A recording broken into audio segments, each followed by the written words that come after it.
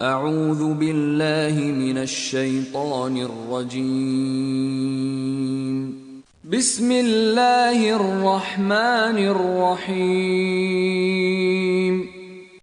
होकर रहने वाली, क्या है वो होकर रहने वाली, और तुम क्या जानो कि वो क्या है होकर रहने वाली।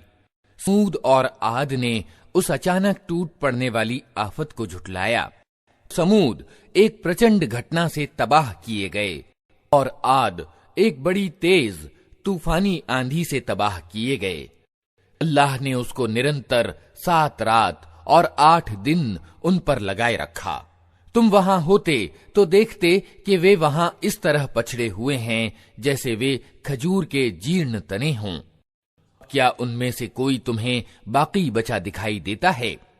और इसी बड़ी खता का अपराध फिरौन और उससे पहले के लोगों ने और तलपट हो जाने वाली बस्तियों ने किया। उन सब ने अपने रब के रसूल की बात न मानी तो उसने उनको बड़ी सख्ती के साथ पकड़ा।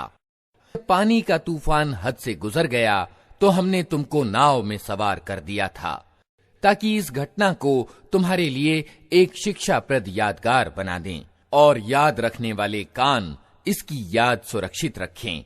जब एक बार सूर में फूंक मार दी जाएगी और जमीन और पहाड़ों को उठाकर एक ही चोट में चूरा चूरा कर दिया जाएगा, उस दिन वो होने वाली घटना घटित हो जाएगी।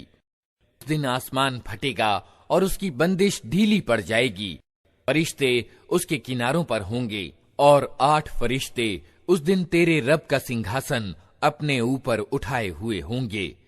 वो दिन होगा जब तुम लोग पेश किए जाओगे, तुम्हारा कोई रहस्य भी छिपा न रह जाएगा। उस समय जिसका कर्मपत्र उसके सीधे हाथ में दिया जाएगा वो कहेगा, लो देखो, पढ़ो मेरा कर्मपत्र। मैं समझता था कि मुझे जरूर अपना हिसाब मिलने वाला है। वो मनचाहे ऐश में होगा। इस स्थान जन्नत में जे फलों के गुच्छे झुके पड़ रहे होंगे। ऐसे लोगों से कहा जाएगा, मजे से खाओ और पियो अपने उन कर्मों के बदले जो तुमने बीते हुए दिनों में किए हैं। और जिसका कर्मपत्र उसके बाएं हाथ में दिया जाएगा वो कहेगा, काश मेरा कर्मपत्र मुझे न दिया गया होता और मैं न जानता कि मेरा हिसाब क्या है। काश मेरी वही मौत जो दुनिया में आई थी निर्णायक होती। आज मेरा माल मेरे कुछ काम न आया, मेरा सारा प्रभुत्व समाप्त हो गया। आदेश होगा, पकड़ो इसे और इसकी गर्दन में तौक डाल दो, फिर इसे जहन्नम में झोंक दो, इसको 70 हाथ लंबी जंजीर में जकड़ दो। ये न महिमावान अल्लाह पर ईमान लाता था और न मोहताज को खाना खिलाने पर उभारता था। अतः आज न यहाँ इसका कोई हमदर्द मित्र है और न घावों के धुवन के सिवा इसके लिए कोई भोजन, जिसे अपराधियों के सिवा कोई नहीं खाता। अतः नहीं, मैं कसम खाता हूं उन चीजों की भी जो तुम देखते हो और उनकी भी जिन्हें तुम नहीं देखते।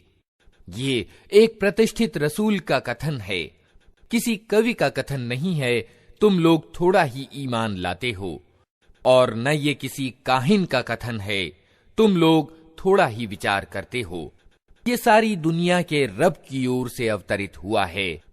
अगर इस नबी ने खुद गढ़कर कोई बात हमसे जोड़ी होती तो हम इसका दायां हाथ पकड़ लेते और इसकी गर्दन की रग काट डालते। फिर तुम में से कोई हमें इस काम से रोकने वाला न होता। वास्तव में ये परहेजगारों के लिए एक नसीहत है और हम जानते हैं कि तुम में से कुछ लोग झुठलाने वाले हैं। ऐसे इनकार करने वालों के लिए यकीनन ये पछतावे का कारण है और ये बिल्कुल विश्वसनीय सत्य है। तह ए नबी, अपने महिमावान रब के नाम की तस्बीह यानी गुणगान करो।